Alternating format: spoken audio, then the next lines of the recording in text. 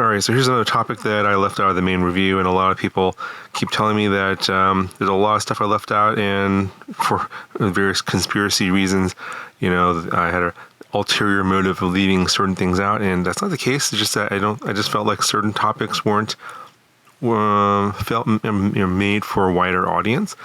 So the question, or I guess the elephant in the room, people are saying that I needed to talk about, is the fact that the 04 standard air unit, or the light, as a lot of people are referring to, is a really viable way to upgrade analog and going to digital. And with obviously the budget goggles N3 and the air unit light and the goggles N3 combined, it's like $340, I believe. So if you have like a cheap analog quad like this Eachine Wizard here, and maybe you have some cheap goggles. So I know a lot of people are on, like, for example, the Eachine stuff, pretty budget oriented, and the Eachine goggles are like under $100. And the question was, instead of considering going to a more expensive analog goggle, say like the Sky Zone or the Orca, which could run you up to $500 just for the goggles and up, plus the receivers, the receivers, antennas, all that kind of stuff.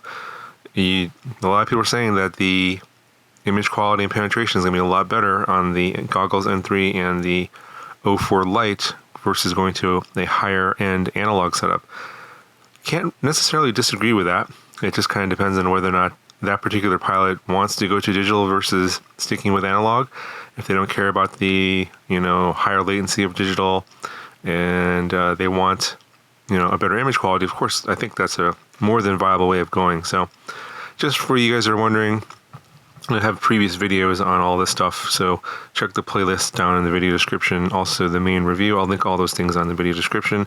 If you're wondering what the air unit light looks like, it's already installed in this little micro here, but it's basically a little tiny board plus a camera unit, basically a video transmitter and camera. And then on most of your analog quads, you're going to have a similar type of setup. You have a camera plus a video transmitter here, and you can literally swap it out pretty easily.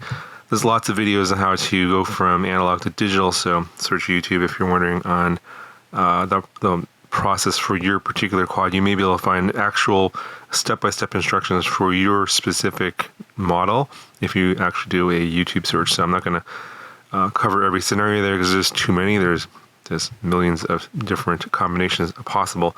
But basically, yes, you can take your analog video transmitter out and your camera, swap in the air unit light, and switch over to the goggles N3.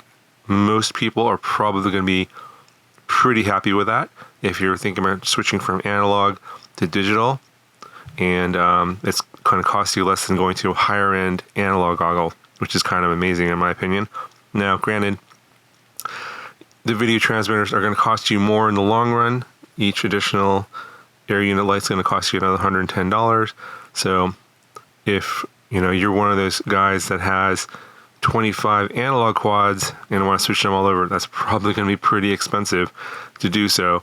But I'm thinking most of you guys out there probably have maybe 3-4 quads at the most that you fly on a regular basis. I might be wrong. If you're one of those guys that flies 25 different quads every day, 365 days a year, by all means, let me know who you are. Definitely make yourself known, because that's kind of amazing if you do that. I don't know anyone that can fly that many quads every day, all the time. I personally have a lot more than 25 quads, and I can't fly that many regularly. It's just impossible. Anyway, just wanted to get this word out that yes, if you are considering going to a higher end analog goggle to get maybe a better viewing experience, in terms of image quality, that may be true, but is that $500 or $600 analog goggle going to give you a better image quality experience over going to, say, the goggles N3 for $229? Something to consider. It ain't going to be the right move for everybody, of course, but some people said I need to make this video, so I'm making the video, getting the word out.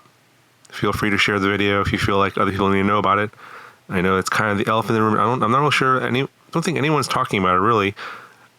To me, it seems kind of obvious. Like, yeah, you can definitely go to digital from analog, this route, and this is probably the most economic, budget-friendly way. And if you're just looking for image quality and sort of that, nice digital viewing experience you're going to get from DJI, and you don't care about the benefits of analogs, for example, for racing, for example, the low latency, then yes, this is definitely going to be a more than viable option for you. So that'll do it for this video. Links to all that other stuff I'm talking about, the other videos, playlist down in the video description. Got any questions, comments, etc., let me know down in the comments below. Talk to you guys in the next video.